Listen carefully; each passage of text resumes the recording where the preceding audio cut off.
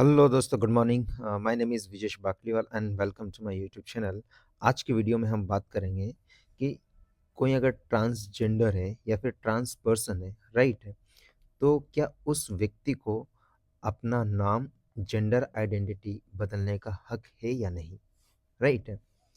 तो हुआ ये दरअसल, आपको पता है कि 2019 में एक एक्ट आया था जिसका नाम था transgender person protection of right act 2019, right. इसका ईयर याद रखिएगा कि कभी कभी कोई एग्जाम में पूछ लेते कि कौन से ईयर में कौन सा एक्ट आया था, राइट है। और ये 2019 में फोर्स आया था। तो हुआ ये दरअसल की जो हाई कोर्ट है कर्नाटक की, उन्होंने लास्ट वीक एक क्या कि ट्रांस वीमन थी, ठीक है, उसका जो नाम और नाम और जेंडर था, राइट, जो बर्थ के दौरान उनको असाइन किया गया था, उससे संबंधित एक उन्होंने एक रूलिंग दी है, राइट है। और वो ये था कि एक्सप्लिसिटली मेंशन किया गया था 2019 के एक्ट में कि भाई, अगर किसी व्यक्ति को लगता है कि जन्म के दौरान उनका जो जेंडर असाइन किया गया था, लेकिन बाद में ऐसा लगता है कि यार वो जिस जेंडर के थे वो जेंडर के है नहीं दरअसल, मान लो कि लेट्स से कि विमेन का किया गया था, लेकिन वो बाद में फील करते कि नहीं यार मैं तो मैन हूँ, राइट, एग्जाम्पल दिया ऐसा, तो भाई उनको ये एक्ट के अंतर्गत पावर दी गई थी कि वो चेंज कर सकते हैं, लेकिन ऐसा नहीं हुआ था, राइट है। वहाँ की जो स्टेट की अथॉरिटी थी उन्होंने ऐसा यू नो अलाउ नहीं किया था उनको करने के लिए, तो इसलिए हाई कोर्ट का वहाँ पर ये जजमेंट आया है। तो उसी से संबंधित है एक केस है, the case of the MSX का, राइट। तो पिटिशनर थे वो ये स्टेट ऑफ द कर्नाटक का, नाम हम चेंज किया है शायद इसमें इन्होंने 2024 में, ठीक है। वॉज डायग्नोज्ड विद जेंडर, ठीक है, जेंडर से संबंधित उन्होंने बात की थी, ठीक है। Condition which a person exercise significant distress due to the mismatch in the gender identity और sex assigned at the birth, ठीक है। तो हुए कि वो व्यक्ति बहुत परेशान था, जिस पर्सन को जो जेंडर दिया गया था बर्थ के दौरान, राइट है, लेकिन जब वो बड़ा हुआ तो उसे पता चला कि यार मुझे जो जेंडर असाइन किया गया बर्थ के दौरान वो तो है ही नहीं, राइट है। और जो बर्थ के दौरान जो भी जेंडर असाइन किया जाता है वो किसके आधार पे किया जाता है, based on the sex organs, right है। लाइक फीमेल और मेल के जो ऑर्गन्स होते हैं उसके अकॉर्डिंग उनको जेंडर असाइन कर देते हैं, लेकिन ये चीज़ उनके साथ हो नहीं रही थी, इसलिए वो डिस्ट्रेस में थे। और इसी के लिए फिर वहाँ के जो हाई कोर्ट है उन्होंने एक जजमेंट दिया, इन्होंने पिटिशन वगैरह फाइल की, तो राइट है। इसके बाद में petitioner choose to undergoes a sex reassignment of surgery, उन्होंने क्या किया, अपना जो सेक्स था उसको चेंज करने के लिए उन्होंने सर्जरी करवाई, राइट है। फिर इसके बाद में वो ये चाह रहा था कि भाई मेरा नाम भी चेंज हो जाए, राइट है। और वो ये भी चाह रहा था कि मेरे जो ऑफिशियल डॉक्यूमेंट है उनमें मेरा नाम को, जो चेंज हुआ है नाम को, उसको रिफ्लेक्ट होना चाहिए, उसमें शो होना चाहिए, राइट है। तो और वो ये चाह रही थी कि भाई साहब, जो भी मेरी अब आइडेंटिटी है वो हमारे आधार कार्ड में और जो हमारे official document like driving licence या पासपोर्ट उन सब में चेंज हो जाए, लेकिन उसके एप्लीकेशन थी, ठीक है, उसके नाम को बदलने की और जेंडर आइडेंटिटी को ऑन दी बर्थ सर्टिफिकेट के आधार पर उसको रिजेक्ट कर दिया, राइट है। On birth certificate was rejected, right. तो फिर क्या हुआ कि जो रजिस्ट्रार ऑफ दी वहाँ का जो था रजिस्ट्रार, मैंगलोर की बात की जा रही कर्नाटक की, राइट, उन्होंने एक बात कही कि section 15 of the registration of birth and the death act 1969, जो कि हमारे स्टेट गवर्नमेंट का जो एक्ट है, राइट, उसमें ये बात की गई थी, and said that the law only permit changing A birth certificate if the information is erroneous और एंटर्ड फ्रॉडुलेंटली और इनकरेक्टली, कि भाई साहब आप तभी चेंज कर सकते हो, राइट है।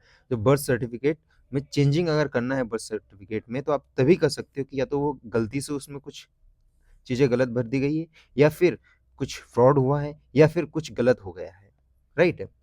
इसके आधार पर कर सकते हो। ये सेक्शन 15 बोलता है registration of birth and death act 1969 का, राइट है। अब this led to petitioner to challenge the act in the high court, Karnataka high court थे, उसमें पिटिशनर चले गया और उन्होंने इस एक्ट को चैलेंज कर दिया। और उसके पिटिशन में उन्होंने ये आर्ग्यू किया कि section 15 was an extremely restrictive है, कि जो सेक्शन 15 की आप बात कर रहे हो, जो आपका एक्ट है उसमें बहुत ही एक्सट्रीमली रिस्ट्रिक्टिव है वो, और ये कर्टेल करता है राइट टू लाइफ, जो कि right to life and with dignity, जो कि हमारे भारत के संविधान के आर्टिकल 21 में दे रखा है, राइट है। और उन्होंने ये भी कहा है डॉक्यूमेंट में कि शोइंग द डिफरेंट आइडेंटिटी, अगर मेरे पास क्या है कि डॉक्यूमेंट शोज करता है कि different identities led to the dual life which is and can be in the future a cause of the harassment and discrimination, कि भाई मेरे डॉक्यूमेंट में जैसे कि मैं विमेन की तरह हूँ और मेरे जो करेक्टरिस्टिक्स है वो मेल की तरह है, तो मेरे साथ डिस्क्रिमिनेशन होगा या नहीं होगा, राइट है। ये बात उन्होंने कही है। अब यहाँ पे एक बात आई कि स्पेशल लॉ और जनरल लॉ क्या होते हैं, राइट है। Section 6 of the TPA transperson act, जो एक्ट आया था 2019 वाला, इसकी बात की जा रही है 2019 में, ईयर भी याद रखना। वो ये बोलता है कि transperson can be issued a certificate of identity as a proof of their identity and section, मतलब ये आर्टिकल 6 में बोल रखा है कि भाई साहब हाँ सर्टिफिकेट इशू किया जा सकता है ट्रांसपर्सन को। और सेक्शन 7 ये कहता है कि this can be revised if choose to opt for a sex reassignment. Section 6 में तो बोल रखा है कि भाई सर्टिफिकेट आइडेंटिटी की मतलब एज ए आइडेंटिटी प्रूफ की तरह दिया जा सकता है।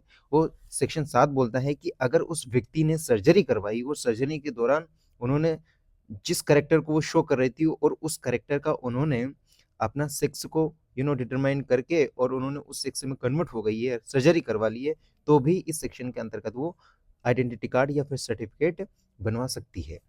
ये 2019 का लॉ एक्सप्लिसिटली बोलता है, एकदम क्लियर कट शब्दों में बोलता है, उसका आर्टिकल, उसका section 7, right. The law explicitly says the gender of a trans person shall be recorded in all official document, ठीक है। अगर वो चेंज करते हैं और इसके बाद में कंफर्म हो जाता है तो सारे जो ऑफिशियल डॉक्यूमेंट है उसमें चेंज किया जाना है, right, as per this certificate, right. And उन्होंने ये भी बोला कि the shall be entitled to change her first name in the birth certificate, अगर पहला नाम है वो भी वो चेंज कर सकते हैं बर्थ सर्टिफिकेट में। In all other official document, जितने भी ऑफिशियल डॉक्यूमेंट उसमें भी वो चेंज कर सकते हैं, राइट, जो कि आइडेंटिटी ऑफ सच पर्सन के संबंधित है, राइट, जितने भी डॉक्यूमेंट है उसमें।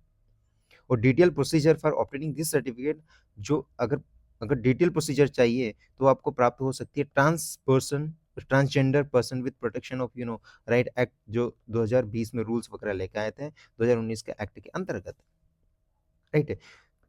2019 का जो टीपीए एक्ट है उसको रेफर करते हुए और सब्सिक्वेंट रूल्स है, राइट है, द कर्नाटका हाई कोर्ट ने अपहेल्ड किया कि दैट जो 1969 का जो एक्ट है, ठीक है, एज ए जनरल इनैक्टमेंट, देख लो ये जनरल इनैक्टमेंट है, right, and must comply with, और इस एक्ट को कंप्लाई करना चाहिए 2019 का जो एक्ट है, जो कि एक स्पेशल एक्ट है और स्पेशल इनैक्टमेंट है। मोस्ट इंपॉर्टेंट पॉइंट है, यहाँ पे पीटी में भी आ सकता है, मेंस में भी आ सकता है कि भाई जनरल लॉ और स्पेसिफिक इनैक्टमेंट और स्पेशल लॉ में डिफरेंस क्या होता है। तो ये डिफरेंस होता है कि जनरल जो लॉ होता है वो बेसिकली किसके लिए होता है, ब्रॉडली रेंज ऑफ सिचुएशन के लिए और पीपल के लिए एप्लीकेबल होता है।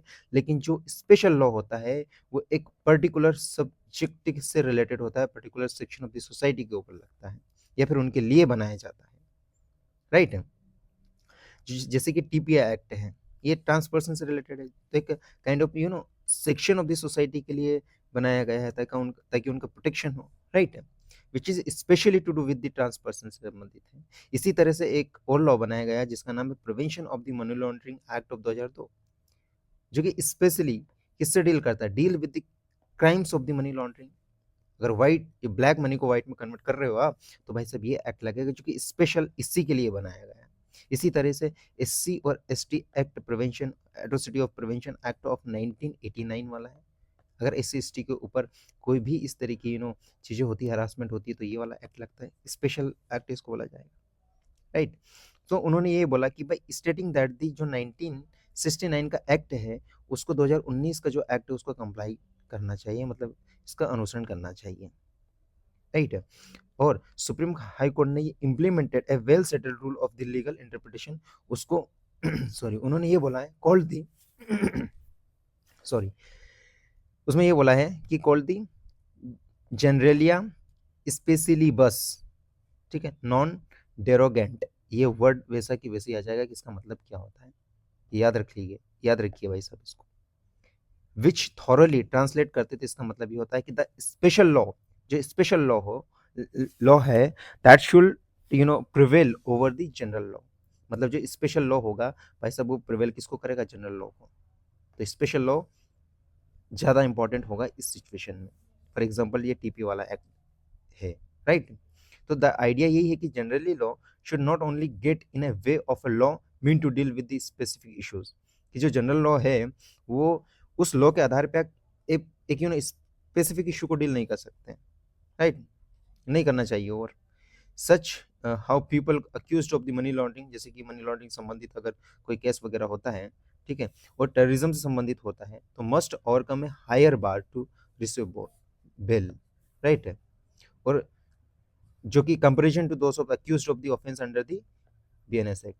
अब जो बीएनएस एक्ट है उसमें तो बोला कि काइंड ऑफ अक्यूज्ड वगैरह सारी चीजें, लेकिन अगर जो टेररिज्म से संबंधित है उनको बेल भी नहीं मिलती, स्पेसिफिक लॉ में बोला गया है, या फिर मनी लॉन्ड्रिंग वाला केस उसमें बोला गया है 2002 में, राइट। तो कर्नाटक हाई कोर्ट ने हेल्ड किया और कहा रजिस्ट्रार को कि मस्ट रिकॉग्नाइज अ सर्टिफिकेट। जो रजिस्ट्रार भाई साहब, उनको बोला कि आप सर्टिफिकेट को रिकॉग्नाइज कीजिए under the TPA act and issue A birth certificate, birth certificate को इशू करिए।